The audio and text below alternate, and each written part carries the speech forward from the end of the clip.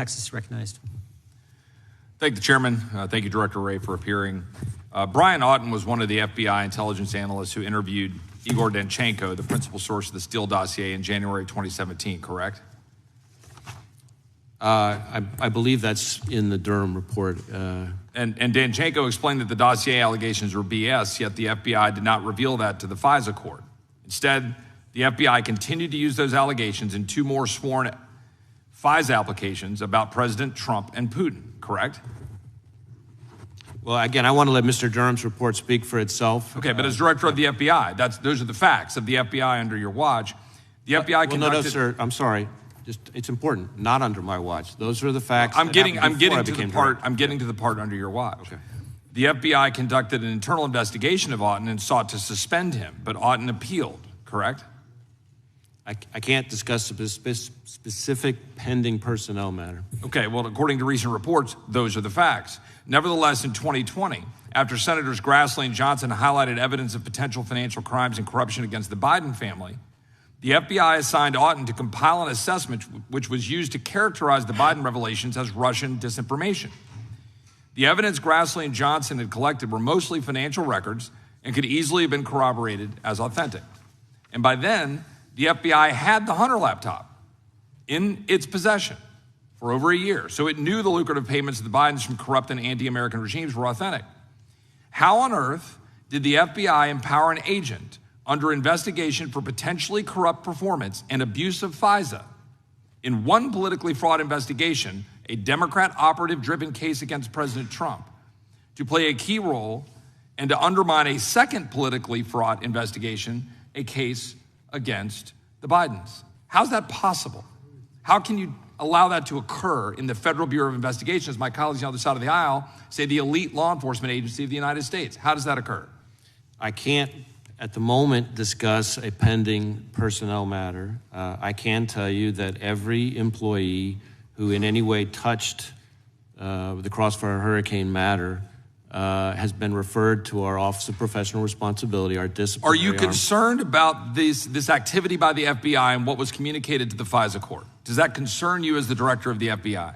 I consider the conduct that was described in the Durham report as totally unacceptable and unrepresentative of what I see from the FBI every day and must never be allowed to happen again. And have there been consequences as a result? Is Mr. Auten, has he had consequences? Well, again, I can't speak to pending personnel matters. As you would perhaps remember from your own time in law enforcement, because we were working closely with Mr. Durham and I assigned agents to help him, at his request, we slowed down the administrative process to allow his investigation to complete itself. Now that it is complete, our personnel processes are very much ongoing. Well, I think it is more than troubling that under your watch, we see that this continued to occur and you have Auten continued to be empowered after there was an investigation and after there was an effort by the FBI to look into why he would go to the FISA court and give wrong information.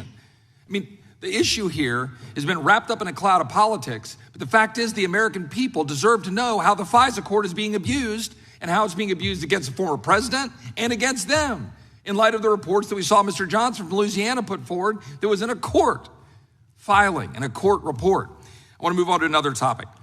On September 23rd, 2022, 20 heavily armed agents stormed the home of Mark Houck. You're familiar with this?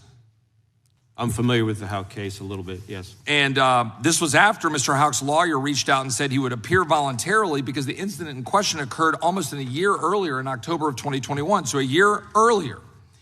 And the question here I have, local authorities investigated the incident but concluded there was no case.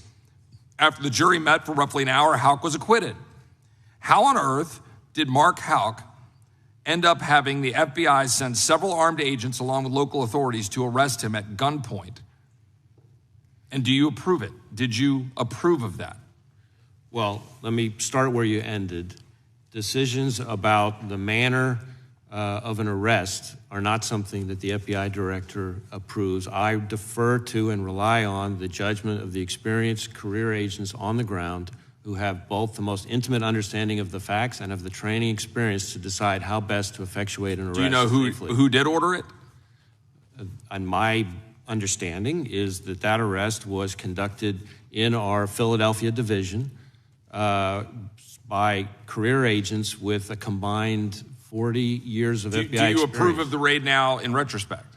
Do you think it was appropriate? Do you think it was appropriate for a father to have armed FBI agents along with local agents go to his home, arrest him at gunpoint for alleged violation of the FACE Act a year after the alleged incident, after the father had said through his lawyer that he would appear voluntarily? Do you believe that FBI agents should go to the home of a father in Philadelphia suburbs? I'm not going to second guess the judgment of the career agents on the ground who made the determination. But your job is to second guess and look at what they are doing. Your job is to review what they do. Your job is to protect the American people from a tyrannical FBI storming the home of an American family. I could not disagree more with your description of the FBI as tyrannical. And you don't believe it's tyrannical that FBI agents were a part of storming a father's home in suburban Philadelphia? Mr. Chairman. Time of the gentleman's expired. The witness may respond, and then we'll move to our next witness. Sir, respectfully, member. They did not storm his house. They came to his door. They knocked on his door and identified themselves.